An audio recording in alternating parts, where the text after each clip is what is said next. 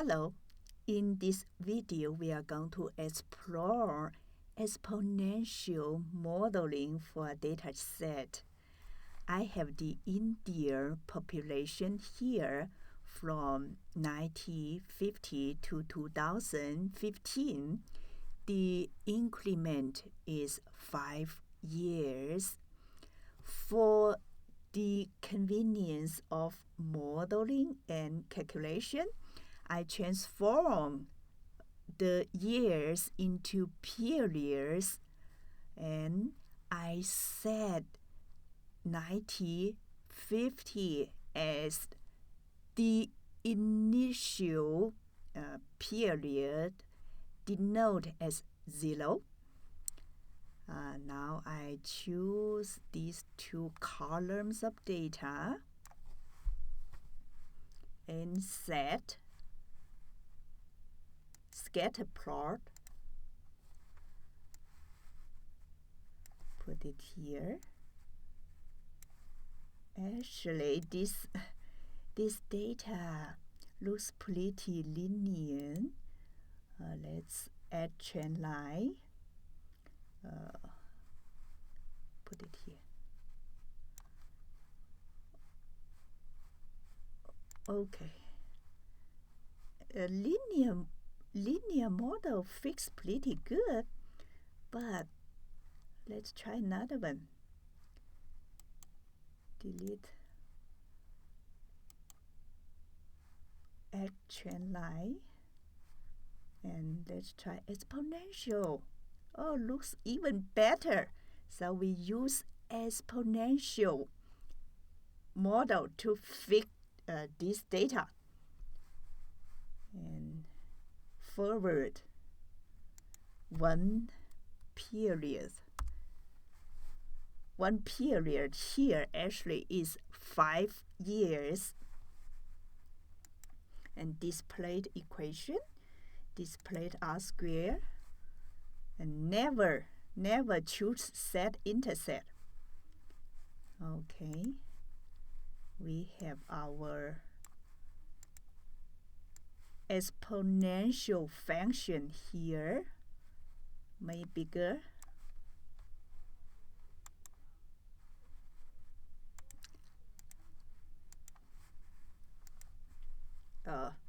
What is this number? This number is this one, Excel version of scientific notation. E stands for 10, so this is 10 to the eighth power. We have the equation. Actually, we can use this equation to predict the future. But the problem occurs when you use this equation, because Excel automatically run this coefficient to an integer. It is not accurate. In order to get a more accurate coefficient, we need to learn a linear regression. Why we need to learn a linear regression? Because we can transform the exponential function into a linear function. How to do it? This is the exponential function. And transform to linear, you just take natural logarithm to both sides and got this one, and let y equals ln pt s equal t, b equals ln p sub 0. So we got a linear equation, and from this equation we can calculate back the p sub 0. Just do some algebra. Let's do it. First, we take the natural logarithm to this to the population, this data.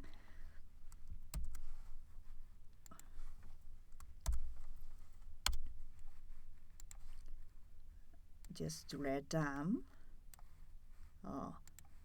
We have the RIND data, and suppose this column of data and this period column of data has linear relation.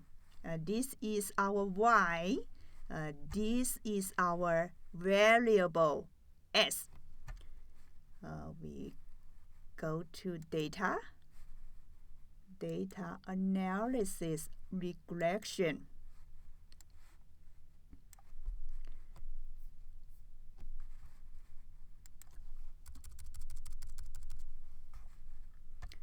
Our y,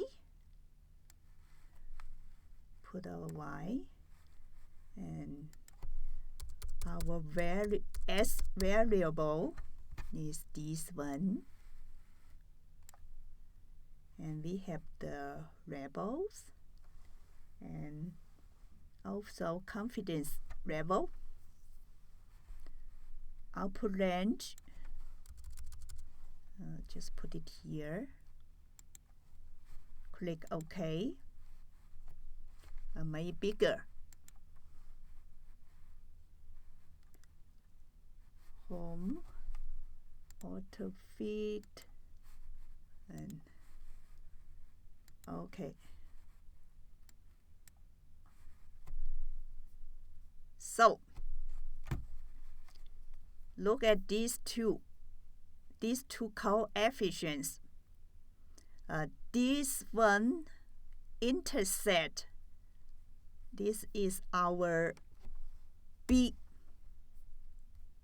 Intersect is B, and the A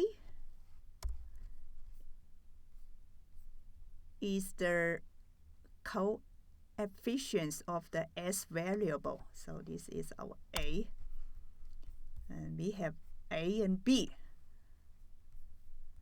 Before I use the linear model, we had better check if the linear model fix this data. Fix this one. Check the adjusted R square or pretty close to 1. That's very good.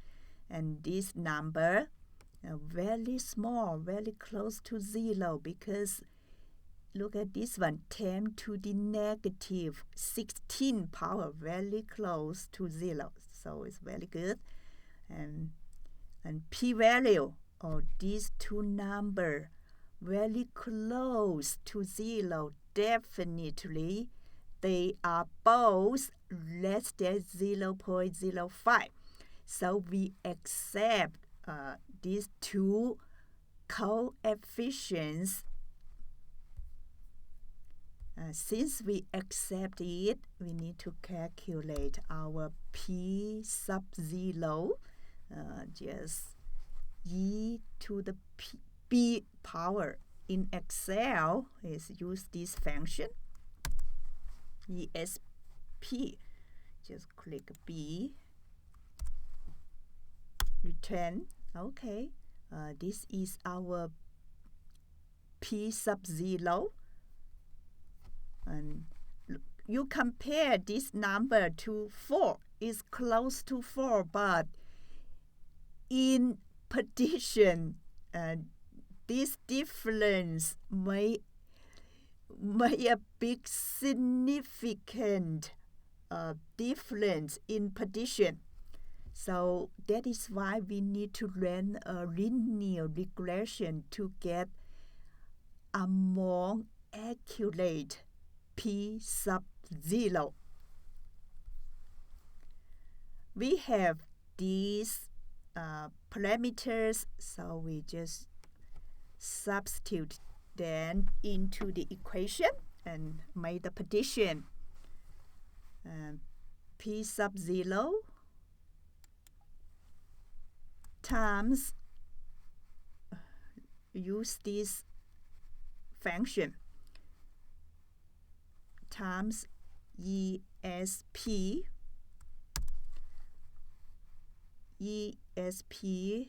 and AT. A is this value times T. T is 4T.